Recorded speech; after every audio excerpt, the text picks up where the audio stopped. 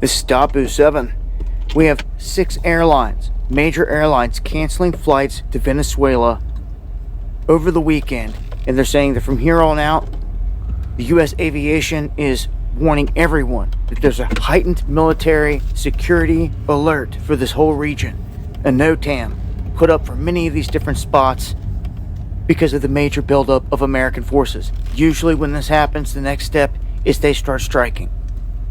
So whenever they close down airspace completely and you see all these airlines making this move, it's indicative of something major happening.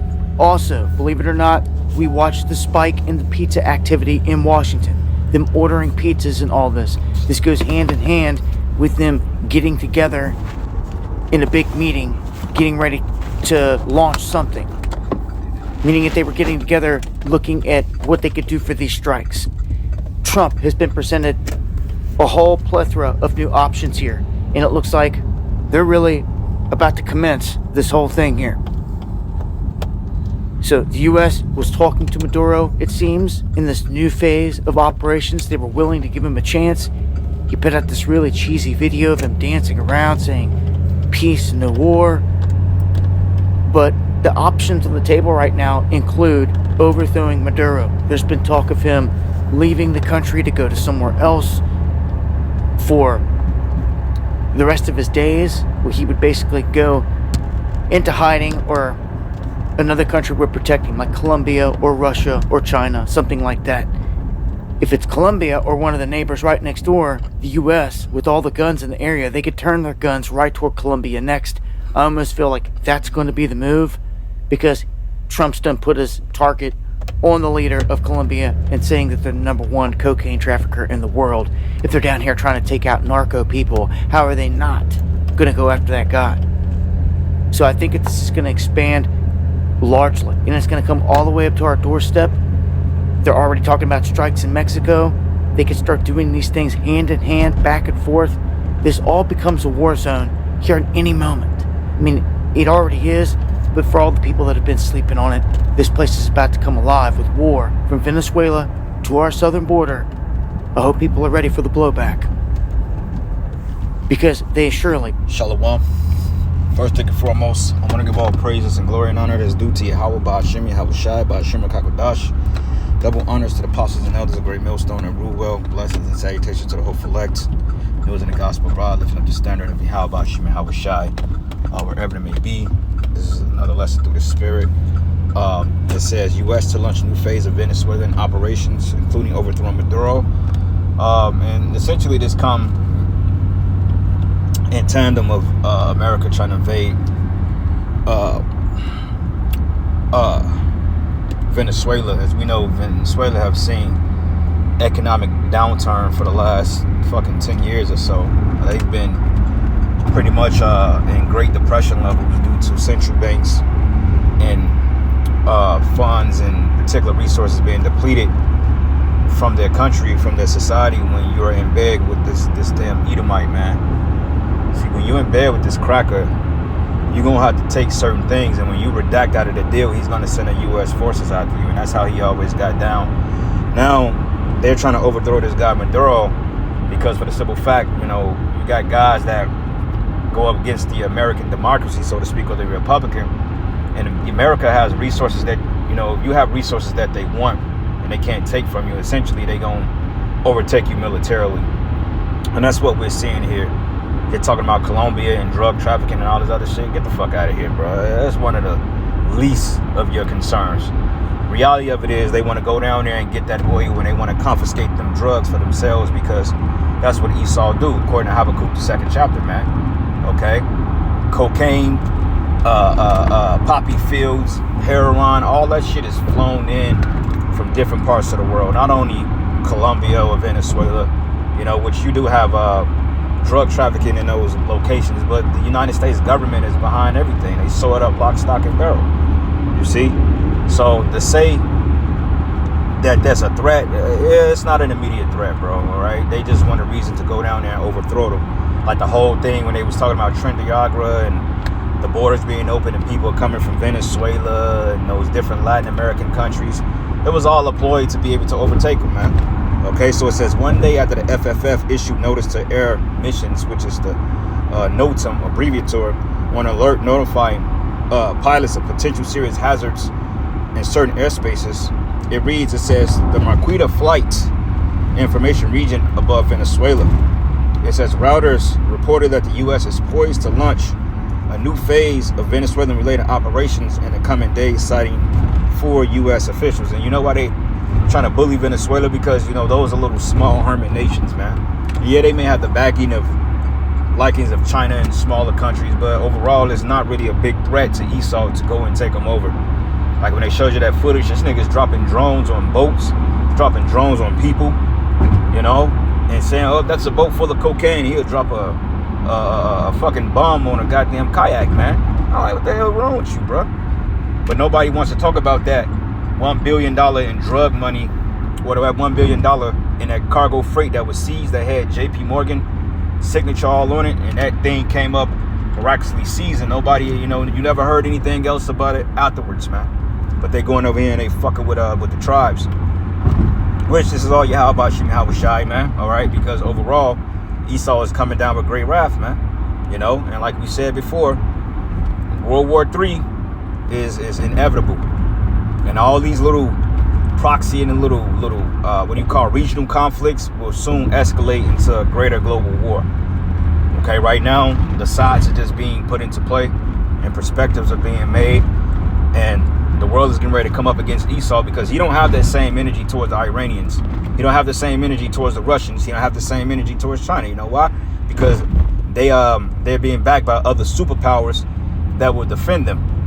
You know, so he ain't popping smoke with Russia. Russia could come over here and send drones and espionage all day, and he turns a blind eye.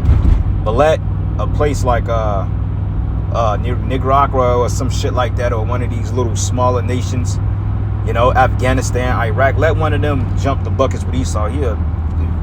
They'll disappear overnight, because he's a fucking coward, bro. Fuck with somebody that actually poses a threat to your society, man. Fucking coward. But it reads, it says, amid the sharp escalation pressure by the Trump administration on President Nicolas Maduro, and it's because, you know, these other nations, they change their tune on Esau. They don't want to give up their resources to you. Fuck you. It says government, including proliferating reports of looming actions as the U.S. military deployed forces to the Caribbean amid worsening relations with Venezuela. But it says 2 of the sources said covert operations will likely be the first part of a new action against Maduro, while 2 U.S. officials told Reuters the operations under construction, including attempting to overthrow Maduro. You see? So that's what they want to do. They want to overthrow him, just like they did, what's his name? Bashar al-Assad. They did the same thing to Gaddafi. They did the same thing to Saddam Hussein. You know, saying, oh, he has weapons of mass destructions, and yet none was found. So it's no different. Okay?